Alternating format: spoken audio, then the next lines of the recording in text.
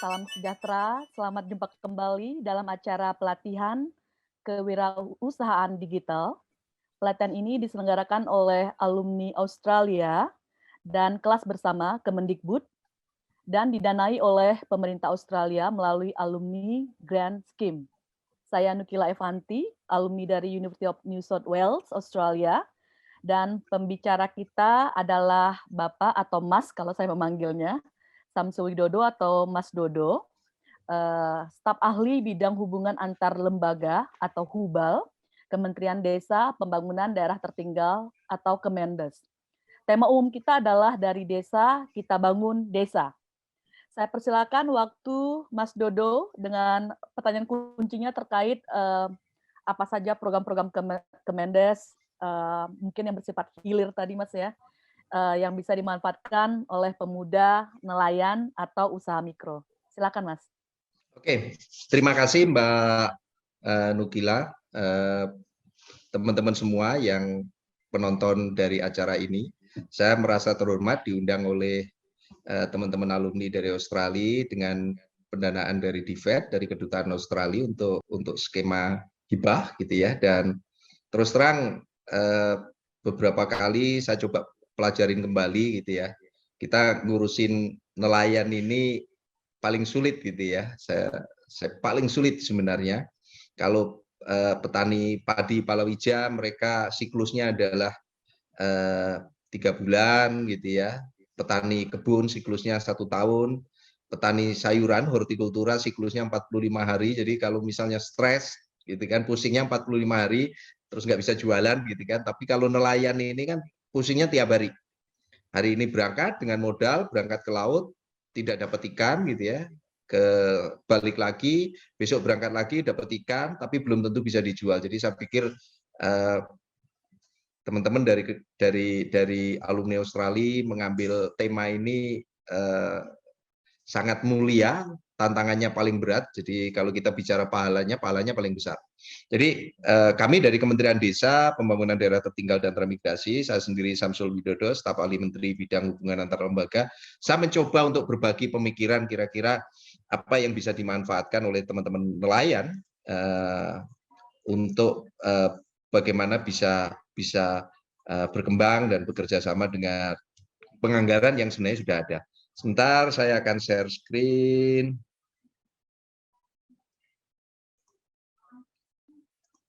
Jadi ini kebijakan dana desa. Jadi saya hanya overview aja, jadi nggak usah terlalu detail itu ya. Jadi bahwa pemerintah sejak tahun 2015 itu sudah membantu menyalurkan dana desa mulai dari 20 triliun lebih sampai terakhir tahun 2021. Jadi tahun ini maksudnya bukan terakhir, tahun ini 72 triliun dan tahun depan itu 72 triliun. Jadi setiap desa itu rata-rata sudah terima 1 miliar. Rata-rata kurang lebih 1 miliar. Bahkan di Maluku itu bisa sampai 2 miliar, 2,5 miliar, tergantung ke jumlah penduduk miskin, luasannya dan sebagainya. Tetapi kalau di Jawa rata-rata 1 miliar. Nah, kegiatannya untuk apa, gitu kan? Dana desa ini boleh untuk infrastruktur, boleh untuk bangun jalan, bangun jembatan, boleh untuk pinjaman modal yang dikelola oleh Badan Usaha Milik Desa. Jadi dana desa dipindahkan menjadi modal Badan Usaha Milik Desa. Jadi bisa untuk memberi pinjaman ke nelayan-nelayan. Bisa juga untuk kalau uangnya cukup membuat pabrik es mini. Kalau uangnya cukup bisa untuk melakukan pelatihan-pelatihan. Jadi dana desa ini sebenarnya bisa untuk melakukan pelatihan. Jadi misalnya bagaimana pelatihan untuk mengolah ikan sehingga ikan yang sebenarnya tidak laku di pasar bisa diolah menjadi bakso ikan atau bisa menjadi kecap ikan atau bisa menjadi olahan-olahan lainnya. Dan itu bisa menggunakan dana desa. Nah, persoalannya di mana? Semua pengambilan keputusan untuk dana desa, ya kan, itu harus melalui musyawarah desa. Jadi itu. Jadi kuncinya harus melalui musyawarah desa. Jadi bukan kepala desa yang harus mengambil keputusan sendirian, tidak. Harus melalui musyawarah desa dan itu diatur oleh peraturan menteri. Jadi harus menggunakan musyawarah desa yang hadir tanda tangan, dan ada berita acaranya untuk musyawarah. Saya coba tunjukkan sebenarnya siapa saja yang harus hadir dalam musyawarah desa. Sebentar, saya share screen yang lain. Oke. Jadi saya cari. Ini yang harus hadir di dalam musyawarah desa. Jadi tokoh adat, tokoh agama, tokoh masyarakat, pendidik, perwakilan kelompok tani, perwakilan kelompok nelayan, pengrajin dan sebagainya. Jadi harus hadir. Cuma ini masalahnya, gitu kan? Kalau petani tidak harus setiap hari ke sawah. Mungkin mereka bisa hadir di dalam musyawarah desa. Atau kalau musyawarah desanya adalah malam. Nah, kalau nelayan bagaimana waktunya? Jadi ini yang sangat penting buat teman-teman tim yang selama ini mendampingi nelayan. Bagaimana nelayan bisa hadir di dalam musyawarah desa. Mengingat jadwal nelayan ini, apalagi kalau musim ikan, mereka pasti lebih banyak di laut daripada di darat. Jadi ini yang harus pinter-pinter bagaimana meyakinkan kepala desa bahwa kelompok nelayan ini penting. Supaya bisa hadir. Supaya bisa memperjuangkan kepentingannya. Terus terang sebenarnya pemerintah sudah mendorong supaya semua perwakilan masyarakat, baik itu kelompok perempuan dan sebagainya, kelompok masyarakat miskin bisa hadir. Karena di situ nasib kita semuanya, desa itu setahun ke depan. Jadi sebenarnya peluangnya sudah ada. Itu yang dari dana desa. Dan kalau saya mengatakan begini, ya Pak, susah tergantung kepala desa. Saya pikir semua selalu ada tantangan-tantangan gitu. Makanya selalu saya ingatkan, pilih kepala desa yang kira-kira sangat baik, gitu kan. Jadi bukan karena memilih kepala desa karena mendapatkan sesuatu, tetapi akhirnya kita rugi selama bertahun-tahun. Jadi ini salah satu yang saya sampaikan bahwa semua pengambilan keputusan melalui musyawarah desa. Jadi tidak boleh diambil keputusan sepihak. Itu peraturannya. Dan kalau misalnya pengen lebih detail bisa nanya apakah ke kepala desa atau ada pendamping desa, karena di setiap desa itu ada namanya pendamping lokal desa dan itu dibiayai dari Kementerian Desa. Jadi bisa ditanya seperti apa. Atau pada waktu tertentu kelompok nelayan ini bisa menyampaikan aspirasinya langsung ke kepala desa. Jadi bukan demo, tetapi pengen ketemu kepala desa dan menyampaikan aspirasinya. Jadi ini mengenai musyawarah desa dan itu diatur di dalam Peraturan Menteri Desa Nomor 16 Tahun 2019. Bentuk kegiatannya apa? Bentuk kegiatannya sebenarnya bisa macam-macam. Saya kasih contoh beberapa contoh. Jadi ini salah satu contoh, gitu ya. Contoh penggunaan dana desa dengan tipologi desa pesisir. Jadi bisa juga untuk membangun jamban publik di pesisir itu biasanya toiletnya kan nggak begitu bagus, gitu ya. Bisa juga untuk membangun pasar ikan kalau kita bicara infrastruktur. Tapi saya mohon betul gitu ya, karena uang ini kan juga terbatas. Jadi harus bisa dimanfaatkan dengan baik. Misalnya bangun untuk lapak-lapak untuk jualan ikan itu boleh, gitu kan. Bisa juga untuk membangun tanggul dan sebagainya gitu ya. Tetapi semuanya tergantung uangnya ada berapa besar dan apa yang paling bisa dimanfaatkan untuk itu. Tapi kalau saya secara pribadi pengennya adalah pasar ikan oke lah gitu ya untuk jualan atau untuk melatih sebenarnya ibu-ibu untuk bagaimana mengolah ikan menjadi produk turunan. Jadi bisa memanfaatkan dana desa, tapi ingat pengambilan keputusannya tetap melalui musyawarah desa. Jadi tidak itu. Jadi ini contoh-contoh. Saya kalau geser lagi gitu kan. Bisa juga sebenarnya. Jadi uniknya nelayan ini begini. Jadi beda dengan kalau kelompok tani dan sebagainya itu cenderung ada di dalam desa. Kalau nelayan ini kan biasanya bisa terdiri dari beberapa desa. Ini yang sebenarnya peran dari teman-teman pendamping dari tim alumni Australia ini yang bisa mendampingi bagaimana mengaturnya, karena kelompok nelayan ini bisa berasal dari beberapa desa, gitu kan. Bisa juga dipakai untuk simpan pinjam. Jadi dana desa dipindahkan menjadi badan usaha milik desa, modalnya, dan itu nanti dipinjamkan untuk nelayan untuk melaut. Bisa juga badan usaha milik desa nanti yang menyediakan solar, menyediakan es, menyediakan beras, apa dan sebagainya untuk keperluan melaut, bisa juga seperti itu. Jadi ada unit perdagangan yang bisa dikelola oleh badan usaha milik desa untuk melayani nelayan. Jadi saya nanti akan kirim ke Mbak Nukila bahannya. Jadi saya membayangkan gitu ya, kalau misalnya kita mengenai ini aquaculture estate gitu ya, kira-kira apa saja sih yang bisa dilakukan dan sebagainya. Mungkin nanti detailnya bisa disampaikan. Tetapi kalau kita bicara mengenai itu, oke. Jadi kalau bisa mengenai bagaimana pemanfaatan dana desa. Jadi terus terang sebenarnya pemerintah cukup fleksibel untuk penggunaan dana desa. Kuncinya adalah di musyawarah desa. Yang dilarang adalah bikin masjid, bikin gereja, bikin rumah ibadah, dan sebagainya. Tetapi kalau itu untuk kepentingan publik, bahkan sebenarnya dana desa bisa juga untuk memberi beasiswa kepada anak-anak nelayan. Itu bisa. Tapi itu tadi, saya mengingatkan, kuncinya adalah musyawarah desa. Karena dengan musyawarah desa, bahwa satu desa itu mengetahui keputusannya seperti apa. Saya rasa sementara itu Mbak Nukila, kalau misalnya ada yang mau didalami lagi gitu ya, supaya saya agak khawatir kalau terlalu lama nanti audiennya juga bosan juga gitu dengerin dari saya. Terima kasih. Saya kembalikan ke Mbak Nukila selaku moderator. Ya, terima kasih Mas Dodo atas penjelasannya singkat tapi meaningful ya. Berarti sekali buat nantinya buat teman-teman nelayan gitu ya. Yang tadi saya bisa menyimpulkan sedikit Mas bahwa penting teman-teman nelayan memastikan hadir di musyawarah desa karena ini kuncinya kata Mas Dodo. Nasib desa setahun ke depan itu penting sekali. Dan peluang itu sudah ada dari dana desa, sudah dialokasikan.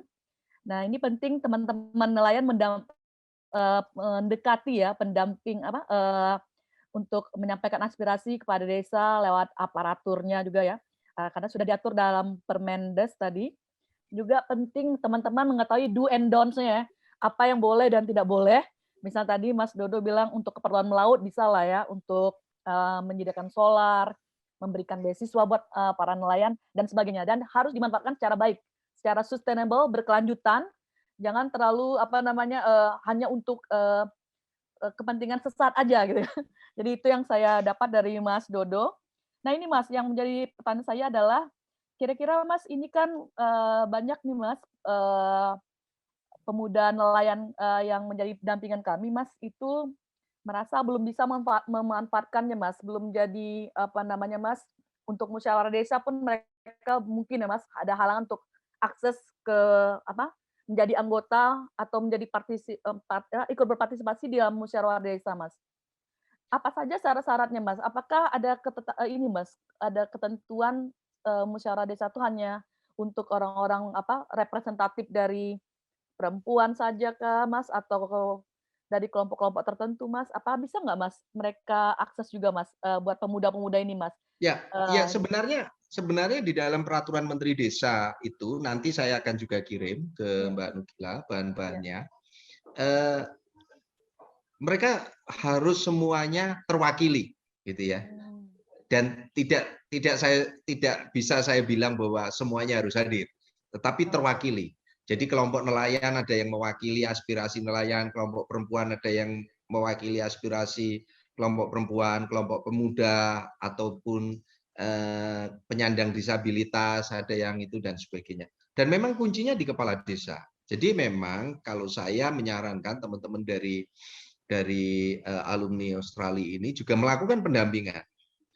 Bisa komunikasi dengan pendamping lokal desa, bisa tanya kepada kepala desa, pendamping desanya mana, ingin ketemu dan mengatur bagaimana strateginya supaya perwakilan atau kelompok pemuda nelayan ini bisa hadir. Jadi memang kalau sorry ini apakah sinyalnya jelek ya? Jadi kalau misalnya nanti ada kendala dan sebagainya, ya namanya juga hidup gitu ya. Jadi selalu ada kendala, selalu ada tantangan. Tetapi banyak kepala desa gitu ya. Banyak juga kepala desa yang sebenarnya sangat bagus dan memberi dukungan terhadap kelompok-kelompok tani, kelompok nelayan dan sebagainya. Jadi artinya ini yang mesti kita cek sejauh mana kelompok-kelompok nelayan atau pemuda-pemuda nelayan di daerah yang ada proyeknya teman-teman alumni Australia ini, gitu ya, perlu dicek kondisinya seperti apa. Ya Mas, pertanyaan terakhir Mas, menurut Mas ada nggak sih Mas best practice Mas antara kolaborasi program-program Kemendes dengan desa-desa nelayan, ada nggak Mas ya, yang bisa di-share Mas untuk teman-teman nelayan Mas? Sebenarnya gini, sebenarnya Aruna itu dari start awal, proyek pertama itu dengan kami di awal 2018. Setelah itu udah berkembang gitu ya, dan sekarang itu mereka udah cukup bisa berjalan dengan baik gitu ya, dan saya sendiri juga banyak belajar dari mereka. Itu satu. Ada beberapa lokasi yang sekarang sudah merintis. Sebentar saya akan buka file saya dulu gitu ya. Sebentar saya siapin dulu supaya jelasinnya mudah gitu ya. Sebentar. Fish on.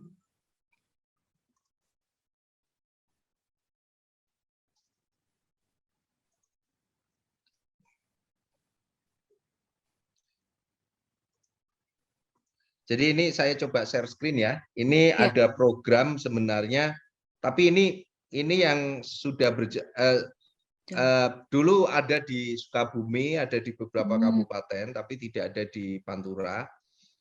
Dan ini yang baru kita kerjakan untuk di Kabupaten Sika. Jadi kita mencoba untuk mengurai sebenarnya bagaimana rantai pasok itu, gitu kan? Sehingga nelayan ya udah nangkep ikan aja, nanti hasilnya pasti dibeli oleh Fish On ini, gitu kan? Pasti dibeli oleh Fish On, dan Fish On yang akan mengolah, dan bahkan gitu ya, kita mencoba mengurai ekosistem nelayan. Ini yang kami kerjakan gitu ya. Kalau misalnya teman-teman punya kesempatan ke sana juga menarik gitu ya. Jadi bahkan nanti saya akan kirimkan bahan ini untuk bisa dipelajarin gitu ya. Jadi di sini sudah dibagi apa saja sih benefit bagi koperasi, BUMDes kalau mereka terlibat gitu ya.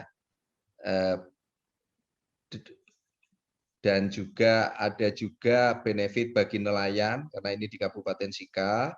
Ada juga benefit bagi off-takernya, KCBS, gitu kan, dan seterusnya. Benefit untuk pemerintah kabupaten kota, gitu ya. Jadi sini ada. Jadi penyerahan starter kit nelayan dan sebagainya. Jadi nelayan ini mereka sudah menggunakan GPS, jadi mereka akan tahu di mana rata-rata mereka adalah nelayan tuna, di mana mereka harus pergi ke lautnya dan sebagainya, semuanya sudah diarahkan. Jadi itu yang saat ini sedang kami kerjakan gitu ya. Masih banyak ekosistem yang perlu kita kembangkan dan sebagainya. Terus terang begini, kami tidak mau menyelesaikan tidak di dalam satu ekosistem. Yang kami selesaikan adalah ekosistemnya. Jadi bagaimana supaya mereka lepas dari jerat tengkulak gitu kan. Jadi semuanya ekosistemnya. Jadi sudah ada off-takernya, peralatan mereka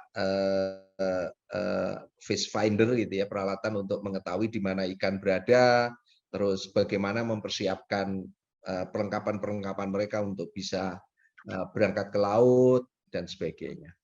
Jadi itu Mbak. Ya, terima kasih banyak. Ada satu slide saya sampaikan bahwa jadi supaya saya pikir ini harus di ini sebentar. Nah ini. Jadi isu nelayan itu selalu begini, dari nelayan ke local boss, ke agen, ke supplier, baru ke pabrik, terus pabrik ke distributor, ke reseller, baru local market. Jadi rantai pasoknya ini panjang sebenarnya, dan ini hampir sama dengan pertanian, tipikalnya sama. Pertanian juga begitu, dari tengkulak di desa, tengkulak di kecamatan, terus tengkulak di kabupaten, baru kayak gitu dan sebagainya. Nah, dengan ekosistem fish on gitu, dan ini dilakukan juga oleh Aruna. Aruna melakukan hal juga. Jadi dia membenahi satu ekosistem. Jadi mulai dari nelayan nanti bisa kita dorong untuk mereka melakukan lelang online.